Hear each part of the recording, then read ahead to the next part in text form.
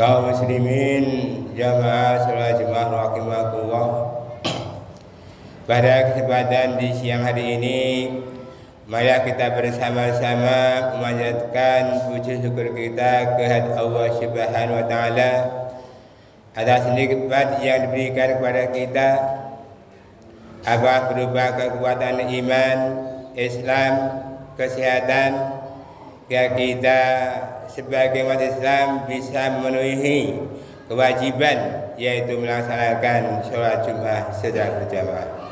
Mudah-mudahan diiringi dengan niat mencari ridha ilahi, Allah membukakan pintu rezeki dari langit dan bumi yang akhirnya kita dimasukkan kepada golongan orang-orang yang bertakwa.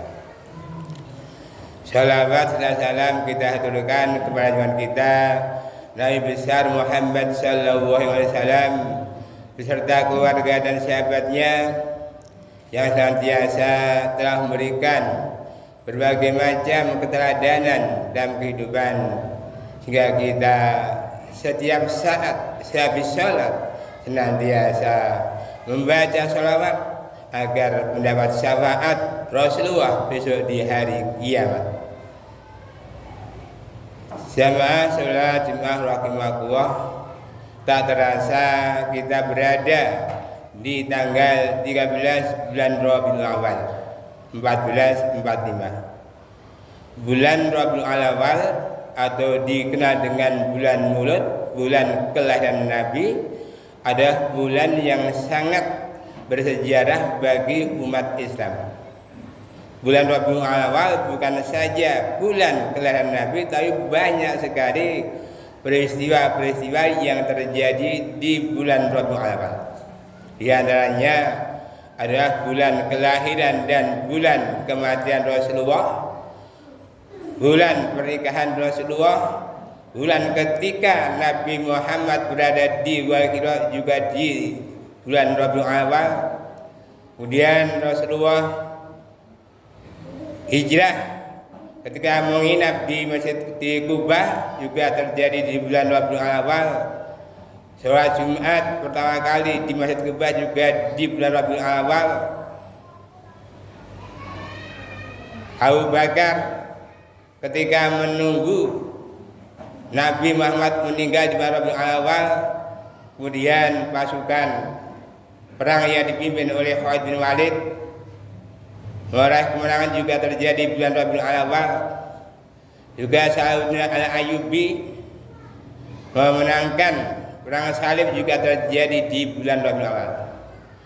Tentunya ketika kita tahu sejarah sirah Nabawi, maka kita bersemangat untuk mencintai Nabi, untuk meladani apa yang sudah dicontohkan oleh Muhammad Rasulullah sallallahu alaihi wasallam.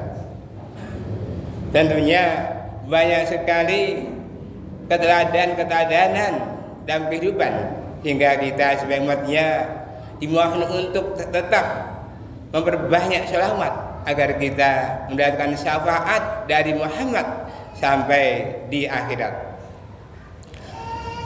Sehubungan dengan hal tersebut di atas, pada kesempatan di siang hari ini, agar kita bisa meneladani Rasulullah, maka khutbah kali ini kami akan menyampaikan tema 3 bersegera.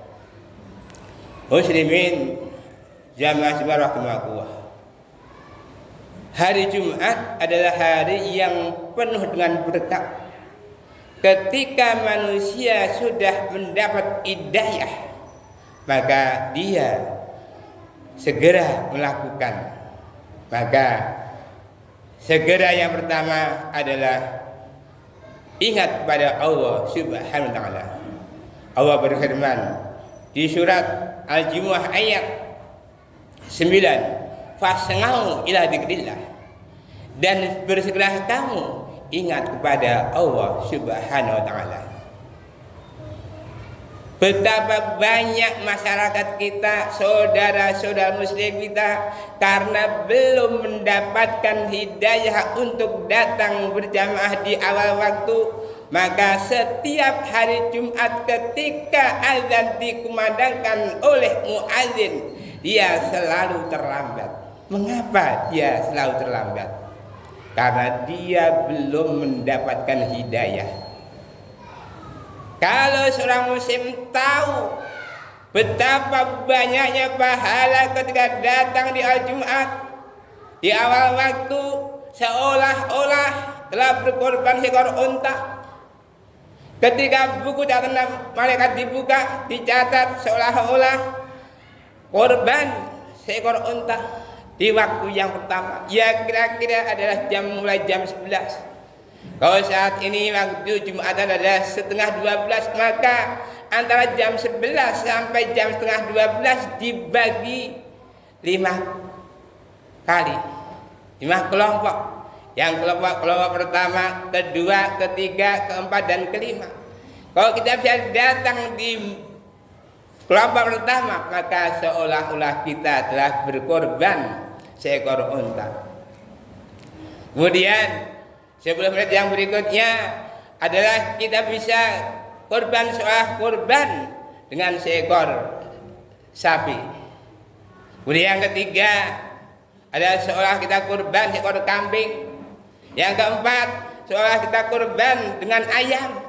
Dan yang terakhir adalah kita korban seekor atau katakanlah telur cecak kecil sekali.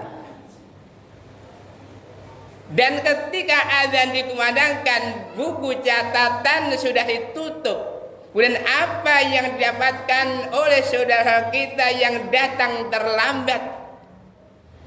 Yang didapat adalah hanya menggugurkan, aku sebagai orang muslim sudah Jumatan. Tapi apa? Karena belum dapat hidayah, maka dia hanya mendapat pengguguran kewajiban, sekedar menggugurkan kewajiban. Aku sebagai muslim sudah sholat Jumat, tapi tidak banyak melakukan sunnah-sunnah Jumat. Kalau seandainya setiap muslim paham, mengetahui, mengerti, memahami daripada sholat Jumat, maka dia datang berbondong-bondong, datang lebih awal waktu. Kita sudah melihat bagaimana ketika berada di Mekah, di Madinah, jam 9 sudah datang ke masjid. Karena apa? Jam 11 sudah penuh, sudah ditutup, tidak ada tempat untuk sholat berjamaah. Tapi di sini bagaimana dengan saudara-saudara kita yang senantiasa bertahun-tahun terlambat terus? Apa yang bisa diandalkan? Apa yang dilaporkan pada Allah Subhanahu wa taala kalau setiap hari Jumat selalu terlambat terus? Hanya sekedar menggugurkan kewajiban. Untuk itu mari kita segera. Yang kedua adalah segera mohon ampun kepada Allah Subhanahu wa taala. Untuk itu mari kita evaluasi kepada diri kita. Sampai bulan Ramadan ini, apakah kita masih mau mempertahankan bahwa sholat Jumat kita selalu terlambat sampai hari kiamat? Kalau begini Anda benar-benar nggak dapat hidayah dari Allah Subhanahu wa taala. Maka dari itu, mari di hari Jumat fas'au ila dzikrillah, bersilah kamu ingat pada Allah Subhanahu wa taala. Yang dimaksud dengan ingat pada Allah adalah sholat Jumat. Kita datang lebih awal. Sebelumnya kita mandi, baju, minyak wangi, dan sebagainya. Syukur bisa membaca surat Al-Kahfi, bisa berzikir, bisa berdoa dan sebagainya. Insya Allah kalau kita bisa memahami ini, fas'alillah, kita termasuk orang-orang yang beruntung. Untuk itu ke depan mari ajak diri kita agar jangan sampai ketika di hari Jumat apalagi azan sudah dikumandangkan. Muslimin jamaah salat Jumat rahimakumullah.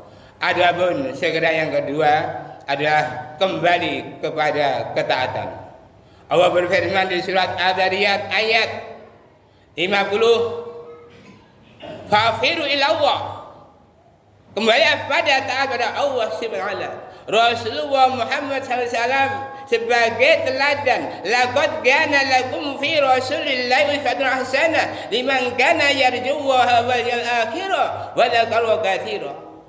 Sungguhnya di dalam Nabi Muhammad ada keteladanan, dan barang siapa yang ingin menghadap berjumpa dengan Allah Ta'ala dan hari kiamat, maka banyaklah ingat pada Allah, banyak taat pada Allah SWT.